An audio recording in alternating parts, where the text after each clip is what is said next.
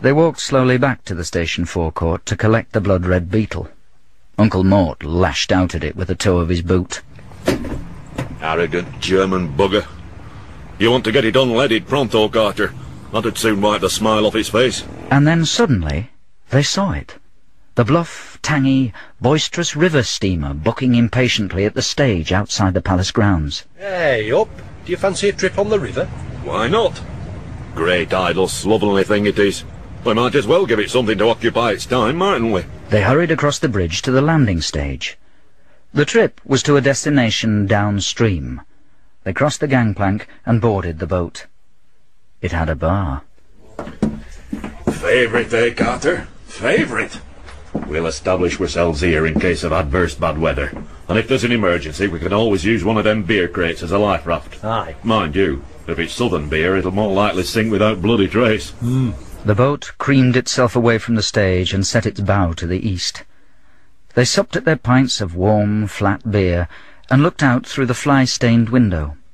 Lawns lolloping down to the water's edge, ornamental herons, thatched boathouses, barbecued patios, borzoi panting, au pairs in Bermuda shorts on slumbering hammocks.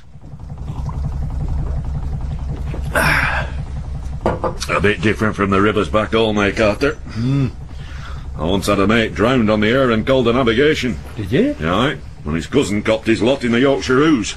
Did he, be God? Drowning ran in the family, did it? Certainly, lad, certainly. That's what life was like in the north in them days. They passed through a lock with neat, gravelled towpaths and a postman sitting on a bollard eating a carton of yoghurt. The pleasure steamer sauntered slowly downstream. High, rubbled banks, a cormorant sitting on a post spreading out its wings to dry. A marina, tight-arsed with cruisers, bristling with radar and glinting with davits. Rusting iron barges encrusted with cement. Small boys in puffing dinghies. A rowing eight with the cox hammering the side of the shell with his fists and shouting pubescently. Right boring, ain't it, Carter? What we could do with to liven things up is a bloody ginormous iceberg. And the odd U-boat or two wouldn't come amiss. Hey, and then maybe we could rustle up a couple of Stuka dive bombers and a battery of amphibious mountain howitzers. Well, it's not a patch on the Manchester Ship Canal for excitement, is it, Carter? No.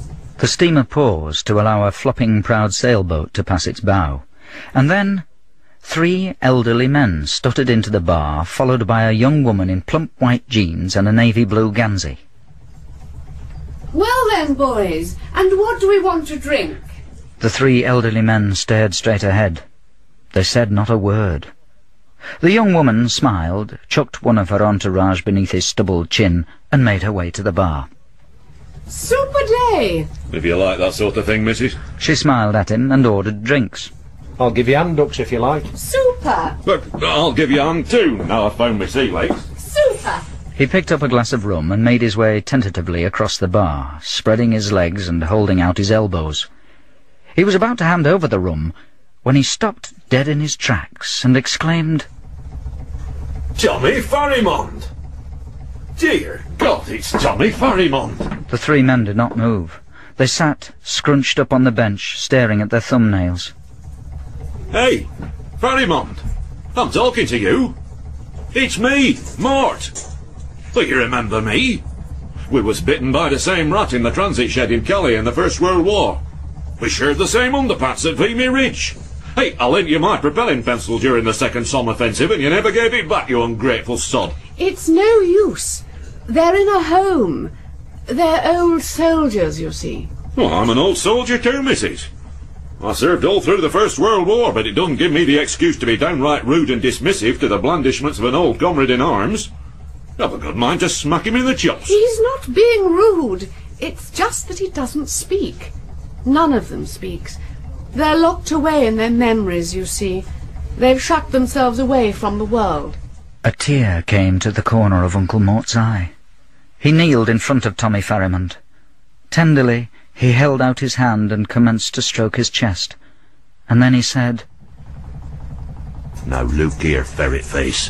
If you don't speak to me, I shall tell Miss Fancy Draws here, with her la-di-dar accent, the exact and precise circumstances of what happened when you was found in possession of a pair of ladies' black suspenders and Cecil Rumford's lower dentures the night before the first offensive at Verdun. And moreover, weasel bollocks, I shall have no hesitation in revealing who it was stole the mast of a Belgian trawler in Garston docks in the late spring of 1917. There was silence. There was a long silence. And then something very curious occurred. Tommy Pharamond looked up and said quietly, I am not Tommy Pharamond. Well, who the hell are you then, Tommy? Tommy Pharamond took out a red and white spotted handkerchief and dabbed at his eyes. And then he said, I am the Admiral of the Night. What? I am the Admiral of the Night. It's my job to keep back the day. I am the Admiral, and these are my captains. It's our job to defeat the light. What are you on about? I don't understand, Tommy. Every day I shoot down the sun in flames. I board the clouds and rob them of their booty. I scupper the dawn. I bombard the dusk with darkness. I am the Admiral of the Night. I have killed the day. Nothing more was said. The boat tied up alongside the quay at Richmond. The young woman smiled at Uncle Mort and Carter Brandon and led Tommy Pharamond and his comrades ashore. Well then, what do you think? What do I think? I think forget the boat. We'll go back by bus. They found digs in a quiet, monkey-puzzled suburban street. Night dropped from the skies, stone-dead and funeral black. Carter, Yes? do you know who I'd be if I had my time all over again? No. Who? The Lord Lieutenant of Sweet Bugger Hall.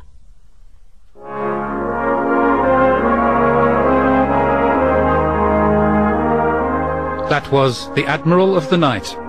Stephen Thorne played Uncle Mort, Sam Kelly was Carter Brandon, Liz Golding was the young woman, and Brian Miller was Tommy Pharamond.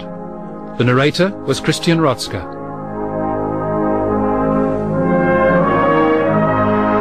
Uncle Mort's South Country was written by Peter Tinniswood and produced by Pete Atkin.